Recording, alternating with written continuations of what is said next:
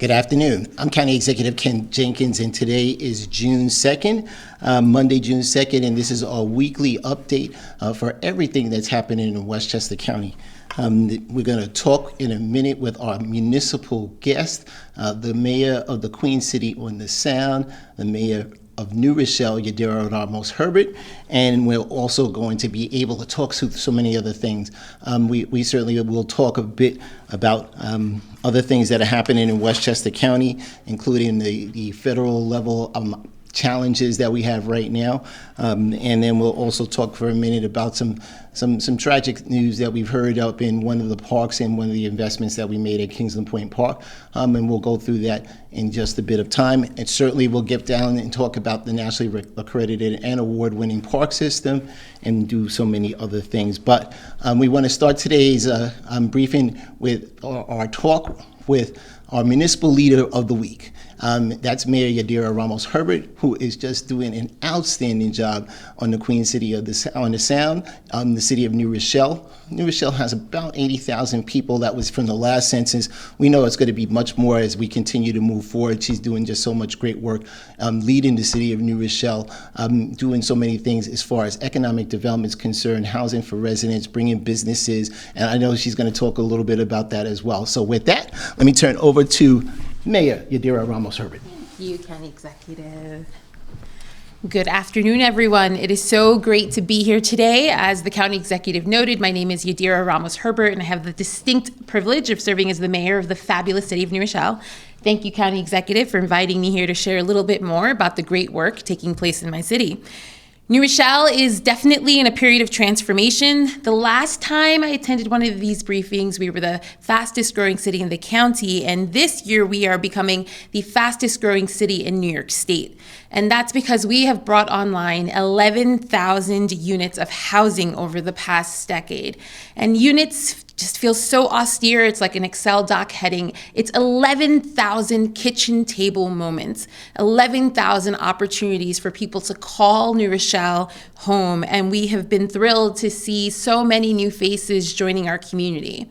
But we also know housing covers a full spectrum of different entry points for families. And so we have an inclusionary zoning law that requires each building to set aside 10%, but actually of the buildings that are online, we're closer to 20% are within an affordable range. We also have a robust down payment assistance program where we provide 19% towards a first-time home buyer's down payment, fully forgivable after 5 years. The reason we think this is important is because we want to foster a truly diverse and accessible community where everyone can afford to live, raise a family, and build generational wealth. As New Rochelle continues to grow, we're also looking for opportunities to connect our neighbors and our residents. And we're pairing our housing progress with major investments in the public realm, infrastructure, job creation, sustainability, and local businesses. The Vanguard Initiative is our bold strategy to revitalize our downtown. As we build new housing and attract new investment, we want to create an ecosystem where small businesses can start, grow, and flourish. 6 months into the launch of our Vanguard era, we are supporting 8 businesses through our $2.25 million retail tenant improvement fund, including a community cafe, a history and cultural center, and even an escape room. We're also making tremendous strides in transforming our streetscapes, increasing connectivity, and creating much-needed transit improvements. We'll soon break ground on The Link, one of the most ambitious, people-centered projects our city has ever undertaken. We're reclaiming 3 lanes of a highway and making it a pedestrian walkway connecting the Lincoln Avenue corridor to the downtown while weaving in stormwater mitigation and spurring economic development in a part of our city that has historically been underserved. And in a few years, New Rochelle will become the only stop in Westchester with Metro North access to both Grand Central and Penn, east and west side of Manhattan, on top of our Amtrak access to Boston and DC, on top of our regional bus line hub where we support 9 B line buses. This era of connectivity will bring 15,000 more people through our transit hub. And that's why it's time for us to imagine the train station as more than just a drop-off point. We want to modernize and enhance it to become more of a community hub, a community space, maybe someplace you grab coffee and listen to live music, while prioritizing pedestrians and even having a solar paneled roof that will make it energy self-sufficient. Last but not least, I'd be remiss to not talk about Pratt Landing, our plan to transform New Rochelle's only downtown waterfront site into a mixed-use neighborhood. This used to be the site of our DPW kind of staging area, so it held the salt, the trucks, gas, and even some kind of historical artifacts. But now, as a result of this new project, we will feature 300 rental units, 99 condominiums, a hotel, new parks, and a reimagined Armory Drill Hall with 2,000 square feet of dedicated community space just for our veterans. It's more than just development. It's about reclaiming possibility and turning a once inaccessible shoreline to a shared civic treasure. This summer, though, join us at one of our fantastic outdoor concerts. Our Downtown Summer Sizzle kicks off on Saturday, June 7th at our beloved Ruby D Park at Library Green, and Summer on the Sounds concerts kicks off at the end of June right at the Hudson Park Bandshell on the beautiful Long Island Sound on Wednesday and Friday nights. Thank you again, County Executive, for giving me the space to talk about our city, and I hope to see you all in New Row this summer. Thanks, Mayor. Thank you. We're all looking forward to continue to see Mayor Yadira Ramos-Herbert and all of the members in New Rochelle and their city council and the great things that are happening down there, whether it was looking forward for the link and Pratt Landing and all the other things that are happening to try to continue to move forward. And again, congratulations on just doing such an awesome job in the city of New Rochelle. And again, people forget how challenging work may be to make sure to get every nook and cranny of a community moving forward without the great institutions that are there, businesses having 95, Interstate 95 being a hub, but also with public transit options, as the mayor pointed out, being able to be the only place in Westchester County to get that one train ride into Penn Station right across the board, and we're looking forward to that. Again, those things continue to move forward. These projects have been many years in the making, but it takes a visionary leader to make sure to check all the challenges and keep things moving forward. So again, Mayor Yadira Ramos-Herbert is doing an outstanding job in the great city of New Rochelle, and again, showing that leadership again on so many different levels. So we thank her for coming through, and we look forward to seeing at so many other things, whether it is at Hudson Park or down in Ruby D Park, and there's going to be some opportunities for all of us to come through and enjoy the Vanguard area and some of the restaurants that are already there and other businesses to make sure things continue to move forward. So congratulations in New Rochelle. Keep going, keep moving on. We had some federal challenges that we saw this week, and all of us are facing that, especially things that are happening at the federal government with the big, beautiful bill and things moving forward. One of the executive orders that President Trump issued early on in the year was one that had something to do with sanctuary municipalities and having an identification of that. So Westchester County was erroneously listed in the recent Department of Homeland Security listing of sanctuary municipalities. That website went up late on Thursday evening and was taken down over the weekend because there were so many, a high number of mistakes that were engaged in that around the country. So in Democratic areas, Republican areas, it really didn't matter. The National Sheriff's Association was the lead advocate in having the site taken down because of the tremendous amount of errors in it. Westchester County is never identified as a sanctuary county and fully complies with all federal laws. Just to be clear, there's no legally recognized definition of a sanctuary jurisdiction. Unfortunately, some members of our federal government has used this term as a political sword, wielding to stoke fear, promote division, and engage in fear-mongering rather than address real issues with facts and fairness. In response to these reckless lists, threats, and rhetoric, earlier today, we asked the Board of Legislators to authorize legal steps because Westchester County is taking action. With that authorization in hand, we're going to direct the county attorney to explore legal action against anyone attempting to threaten Westchester's federal funding. Let us be clear. This is about protecting Westchester. We refuse to sit back while partisan actors play political games that could cost us millions in federal funding. We're fighting back because our residents shouldn't have to pay the price for somebody else's political agenda. Section 8 of Westchester County's Immigrant Protection Act, which has been in place since 2018, specifically provides that it does not prevent any of our county agencies, law enforcement agencies, or employees from complying with Section 8 of the U.S. Code, Section 1373, and that it does not govern the sending or receiving of information regarding citizenship or immigration status, lawful or unlawful, of any individual. Additionally, the county does not willfully not comply with our federal immigration laws. No federal civil immigration laws require any county, local municipality, or anything else to enforce them. That's the federal government's job. They do their job and we do ours. The county's Immigrant Protection Act explicitly authorizes those law enforcement agencies to communicate with federal law enforcement authorities on investigations of non-immigration related crimes.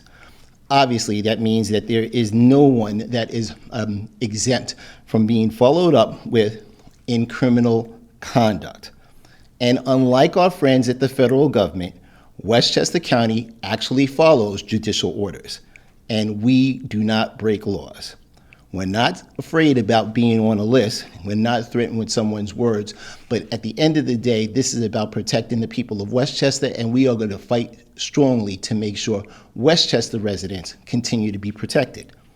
With that regard, we had the recent closing at the end of May, this past weekend, with the Social Security hearing office that was here in White Plains.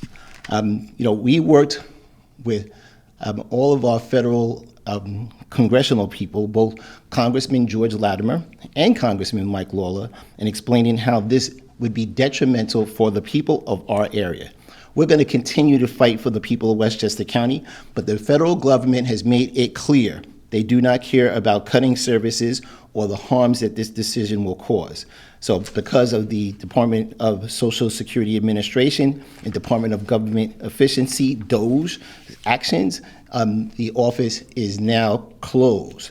We really realize that if the Social Security Administration was truly interested in saving money, they would have accepted the county's office to have a much more affordable place. And let us be clear, closing this Social Security Administration hearing office isn't about saving money, finding fraud, or rooting out waste. It's just about denying people their benefits, not explicitly, but by omission. For those who are disabled or elderly, we all know they won't be able to travel an hour or more to sort out and fight for the benefits they have earned. Travel is not a luxury everyone can afford, and the federal government knows that. Their message is bold and cruel, just to not get the benefits that you're entitled to and starve. So we are going to continue to fight as strongly as we can with everyone that we can on behalf of the people of Westchester. Over this weekend, on Sunday morning at 4:30 in the morning, Westchester County Police are investigating an arson and fire and vandalism spree that caused significant damage over the weekend to the historic Tarrytown Lighthouse in Sleepy Hollow. You may recall that we spent $4.5 million restoring that lighthouse on the Hudson, and it is beautiful as part of Kingsland Point Park. It's part of that walkway on the Hudson that people have so much enjoyment for in the village of Sleepy Hollow. This damage to the Hudson River Lighthouse was discovered about 9:40 in the morning by the Westchester County Parks employee. Upon arriving at the lighthouse, the employee observed a smoke condition, broken windows, and other property damage. We certainly called the local authorities for the fire department in Sleepy Hollow. They came out and responded, and certainly Mayor Rutner, Martin Rutner, and the folks in Sleepy Hollow have been more than helpful and cooperative in making sure not only did the fire get put out, and working with the county police as they're going forward and doing the investigation. The Sleepy Hollow Fire Department put out a small fire that had with fire extinguishers, and certainly the Westchester County Police, Public Safety responded and subsequently turned the investigation over to detectives from our General Investigations Unit. Destruction at the lighthouse, which is listed at the National Register of Historic Places, included significant fire damage to the flooring on the first floor, multiple broken windows on the first and second floors, multiple items destroyed, including valuable antiques, other furniture, and other items of historical significance, and damage to about the 35 antique books that were removed from shelves and thrown all over the floor. This crime scene was processed by our Westchester County Police Forensic Investigation Unit and the Cause and Origin team from the Westchester County Department of Emergency Services. The County Parks Department is working to complete a detailed damage assessment, and this damage is preliminary looking somewhere north of $100,000, but that figure is subject to change. The Parks Department has also suspended all the scheduled public tours of the lighthouse at this time. Certainly, we have some activities coming up over the weekend that the people would normally have been engaged in the lighthouse, which will be suspended for now. The detectives from our general investigation units are asking anyone with information to contact the county police, which maintains a variety of telephone and electronic tip lines. Calls, emails, and text messages to these tip lines are confidential, and tipsters can remain anonymous if they choose. The voice tip line is probably on the screen. It's 800-898-TIPS, which is 898-8477. The electronic tips, you can send an email or text message or small video clips to tips@wccops.com. So Westchester County Cops.com, so wccops.com. Or you can even use the Westchester County Police Department mobile app, and it has us on the home screen, submit a tip button to enable tips to be sent confidentially or anonymously. It's available, obviously, for Apple iPhones and Android phones. Into Westchester County PD in your app store to search and locate and download. So again, it is something that we really need the public's help in getting involved and engaged. There is video, and certainly we're going to continue to do that research to identify the perpetrators and bring them to justice. But more importantly, it's just an unfortunate and really terrible opportunity for damage to happen in some place that the people of Westchester love. So many people are seeing that iconic lighthouse in so many photos that we have around. On June 1st, it was the beginning of Pride Month, and certainly we had our Progress Pride flag raising here in White Plains. So we kicked off Pride Month with an annual Progress Pride flag raising here at the McKillian Office Building in White Plains. This event was hosted by the counties, by Westchester County and the county's LGBTQ plus advisory board. We had community members, elected officials, and advocates gathering together to celebrate and show support for our LGBTQ plus community. The highlight of this event was a presentation of the LGBTQ plus Leadership Award to a longtime advocate and former Loft CEO, Judy Trollo. Right? The ceremony reaffirmed the county's ongoing commitment to visibility, inclusion, and equality. And we wanted to make sure that everyone understands clearly that Westchester County is standing up and supporting our LGBTQIA plus community, and people understand that people are seen, heard, and supported in Westchester. We just want to continue to remind people, when people want to make comments on the website, we certainly don't block anyone from their comments on the government website, but really and truly, we want to make sure that continue to celebrate everyone in Westchester County, and our LGBTQIA plus community is no different. And quite frankly, it was appalling to see some of the comments that were there, and we will remove those obviously as we continue to move forward. But Westchester stands with our LGBTQIA plus community.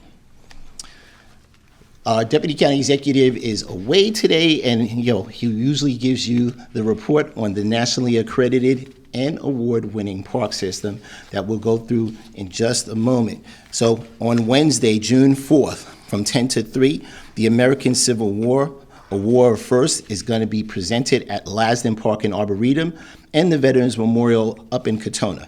This free exhibit with interactive displays explores the significant innovations in warfare, medicine, weaponry, transportation, and other vital advancements that emerged during the Civil War. So that's going to be Wednesdays through Sundays, right through 2025.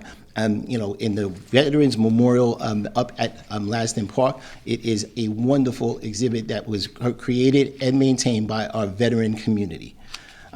This Saturday, I know we're all excited for this, is the last final Playland Job Fair. This one's going to be from 10 to 2 at the Westchester County Center on Saturday, June 7th, and you can apply for a variety of summer jobs at Playland Park. Ride operators, ride attendants, lifeguards, cashiers, custodial, and painters. The first 100 applicants will have the opportunity and chance to interview right on the spot.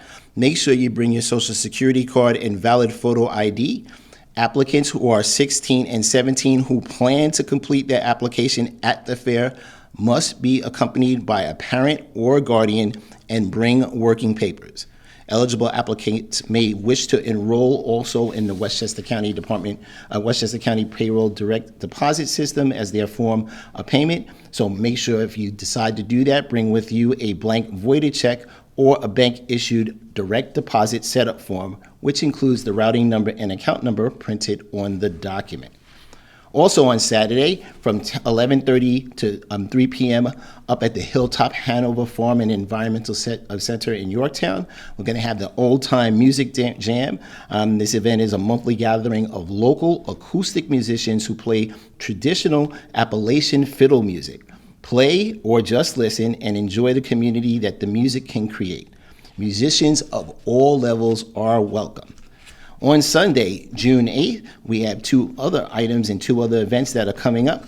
One is the Bicycle Sunday from 8 a.m. to 12 noon. So that time, keep in mind, it moved up from the 9 o'clock time frame and 10 o'clock time frame, 8 until 12, a Bicycle Sunday at the Bronx River Parkway.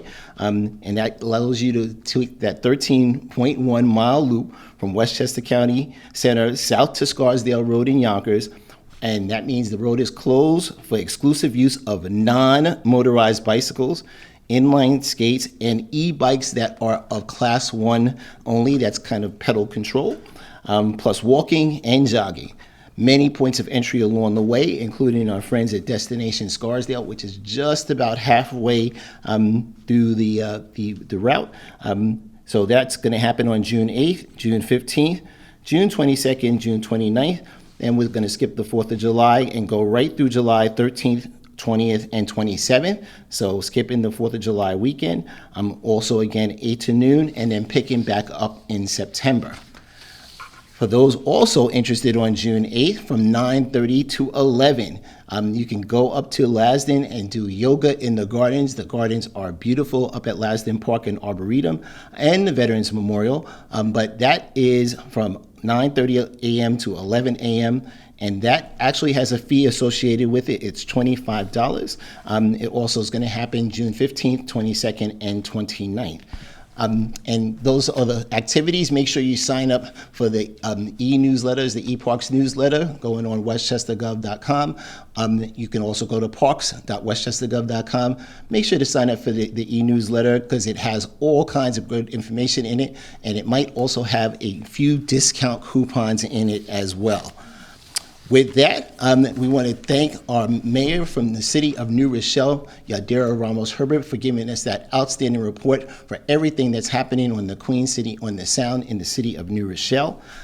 We talked certainly through the challenges that we're having at the federal level and how we're going to continue to fight together to make sure that Westchester is always protected and always being fought for at every level. We certainly had our kickoff for Pride Month and the annual Progress Pride flag raising ceremony, and we're going to continue to ask everyone to report anything that they know about, anything about the Tarrytown Lighthouse at Kingsland Point Park in Tarrytown, and again, everything happening in the nationally accredited award-winning park system. Thank you all so much for watching. If there's something that needs to come up, we'll be back to you with that information. Other than that, I'm County Executive Ken Jenkins. Thank you so much for watching, and have a wonderful day.